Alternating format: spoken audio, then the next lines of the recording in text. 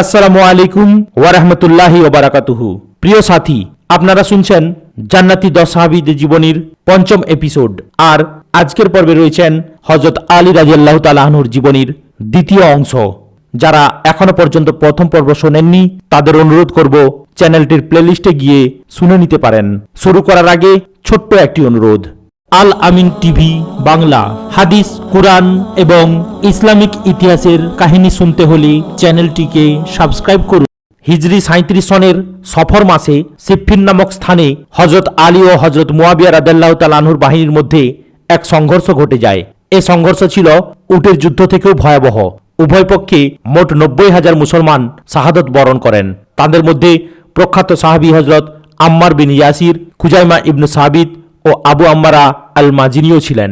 তারা সকলেই আলী রাদিয়াল্লাহু তাআলা আনহুর পক্ষে মুয়াবিয়া রাদিয়াল্লাহু তাআলা আনহুর বাহিনীর হাতে শহীদ হন। উল্লেখ্য যে আম্মার বিন ইয়াসির সম্পর্কে রাসূল সাল্লাল্লাহু আলাইহি সাল্লাম বলেছিলেন, আফসোস, একটি বিদ্রোহী দল আম্মারকে হত্যা করবে। সহিহ বুখারী। 27 জন প্রখ্যাত সাহাবী এই হাদিসটি বর্ণনা করেছেন। হযরত মুয়াবিয়া রাদিয়াল্লাহু তাআলা আনহু হাদিসটির একজন বর্ণনাকারী। অবশ্য হযরত মুয়াবিয়া রাদিয়াল্লাহু তাআলা আনহু হাদিসটির ভিন্ন ব্যাখ্যা দিয়েছেন। এত কিছুর পরেও বিষয়টির ফায়সালা হলো না। সিফফিনের সর্বশেষ সংঘর্ষে, যাকে লাইলাতুল হার বলা হয়, হযরত আলী রাদিয়াল্লাহু তাআলা আনহুর জয় হতে চলেছিল। হযরত মুয়াবিয়া রাদিয়াল্লাহু তাআলা আনহু পরাজয়ের ভাব বুঝতে পেরে পবিত্র কুরআনের মাধ্যমে মীমাংসার আহ্বান জানালেন। তার সৈন্যরা বর্ষার মাথায় কুরআন ঝুলিয়ে উঁচু করে ধরে বলতে থাকে, এই কুরআন আমাদের এ দ্বন্দ্বের ফায়সালা করবে। যুদ্ধবিরতি ঘোষিত হলো। হযরত আলী রাদিয়াল্লাহু তাআলা আনহুর পক্ষে আবু মুসা আশআরী রাদিয়াল্লাহু তাআলা আনহু এবং হযরত মুয়াবিয়া রাদিয়াল্লাহু তাআলা আনহুর পক্ষে হযরত আমর ইবনুল আস হাকাম বা সালিস নিযুক্ত হলেন।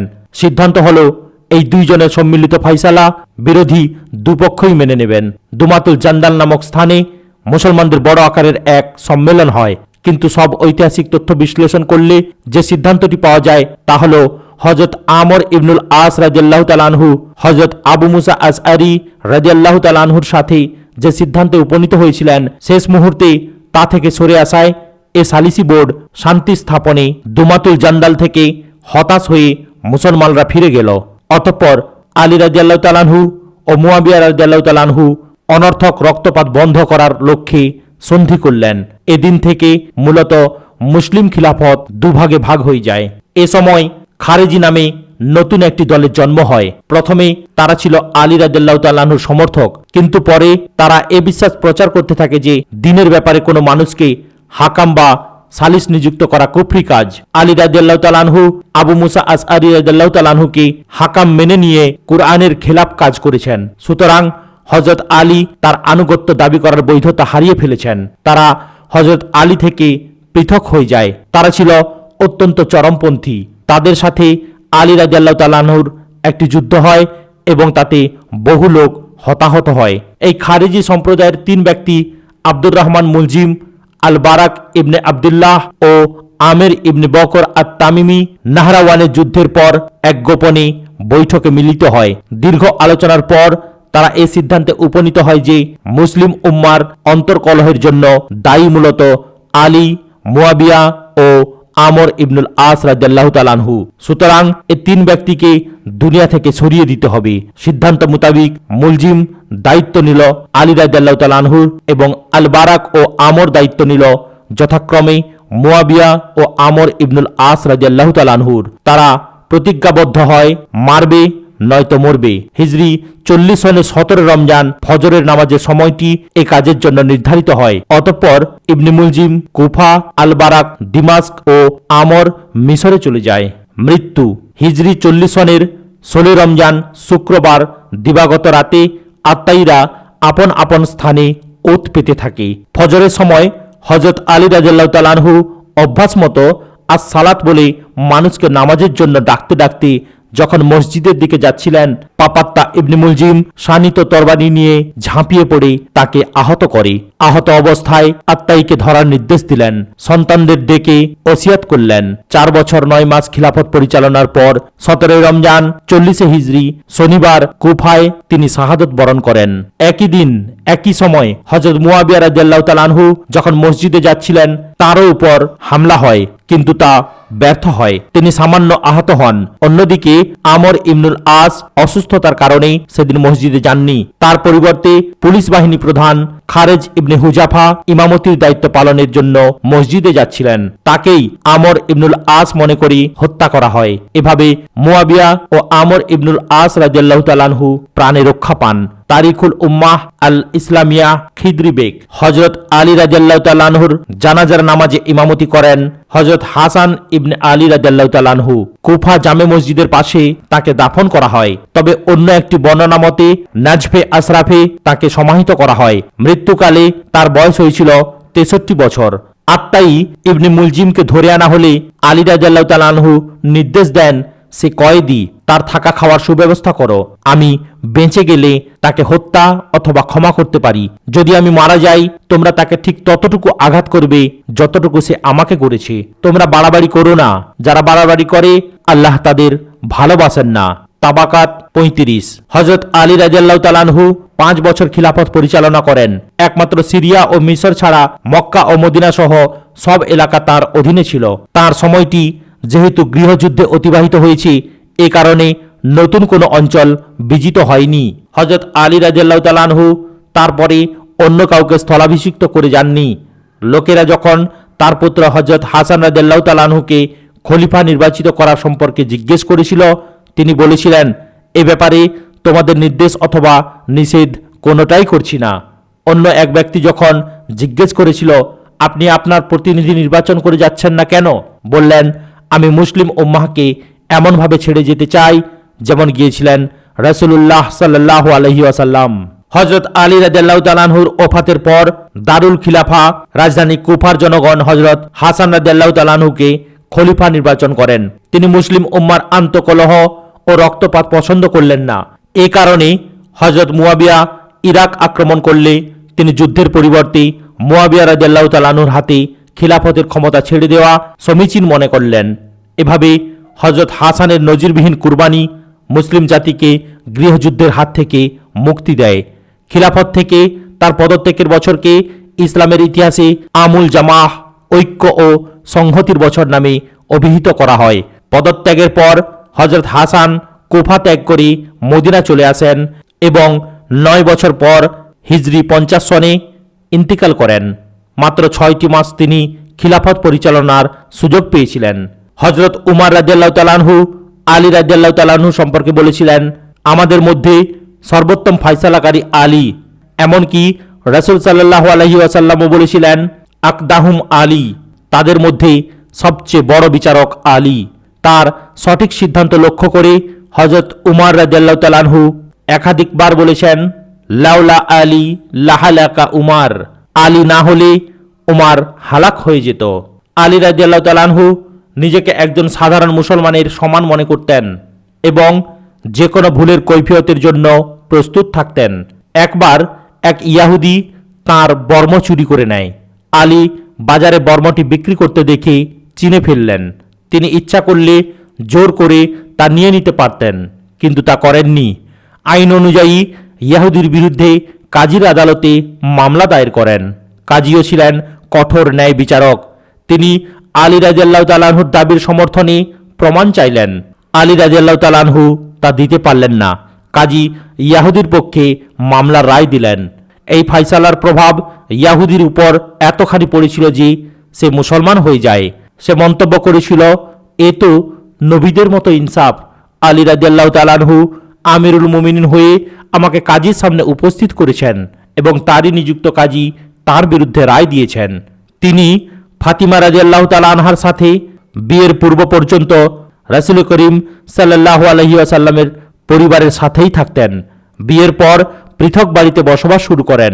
জীবিকার প্রয়োজন দেখা দিল, কিন্তু পুঁজি ও উপকরণ কোথায়? গতরে খেটে এবং গনিমতের হিস্সা থেকে জীবিকা নির্বাহ করতেন। হযরত উমর রাদিয়াল্লাহু তাআলা আনহুর যুগে ভাতা চালু হলে তার ভাতা নির্ধারিত হয় বছরে 5000 দিরহাম। হযরত হাসান বলেন, মৃত্যুকালে একটি গোলাম খরিদ করার জন্য জমা করা মাত্র 700 দিরহাম তিনি রেখে গিয়েছিলেন। তাবাকাত 39। জীবিকার অনটন আলী রাদিয়াল্লাহু তাআলা আনহুর ভাগ্য থেকে কোনোদিন দূর হয়নি। একবার স্মৃতিচারণ করে বলেছিলেন, রাসূলুল্লাহ সাল্লাল্লাহু আলাইহি সাল্লামের সময়ে ক্ষুধার জ্বালায় পেটে পাথর বেঁধে থেকেছি। হায়াতুস সাহাবা 3:312। খলিফা হওয়ার পরেও ক্ষুধা ও দারিদ্র্যের সাথে তাকে লড়তে হয়েছে, তবে তার অন্তরটি ছিল অত্যন্ত প্রশস্ত। কোনো অভাবীকে তিনি ফেরাতেন না, এজন্য তাকে অনেক সময় সপরিবারে অভুক্ত থাকতে হয়েছে। তিনি ছিলেন দারুণ বিনয়ী, নিজের হাতেই ঘর গৃহস্থালির সব কাজ করতেন, সর্বদা মোটা পোশাক পরতেন, তাও ছেঁড়া তালি লাগানো। তিনি ছিলেন জ্ঞানের দরজা।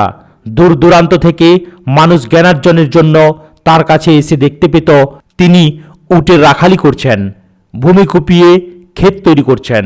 তিনি এতই অনাড়ম্বর ছিলেন যে সময় সময় শুধু মাটির উপর শুয়ে যেতেন। একবার তাকে রাসূল সাল্লাল্লাহু আলাইহি সাল্লাম এ অবস্থায় দেখে সম্বোধন করেছিলেন, ইয়া আবা তুরাব, ওহে মাটির অধিবাসী প্রাকৃত জন। তাই তিনি পেয়েছিলেন আবু তুরাব লকবটি। খলিফা হওয়ার পরও তার এ সরল জীবন অব্যাহত থাকে।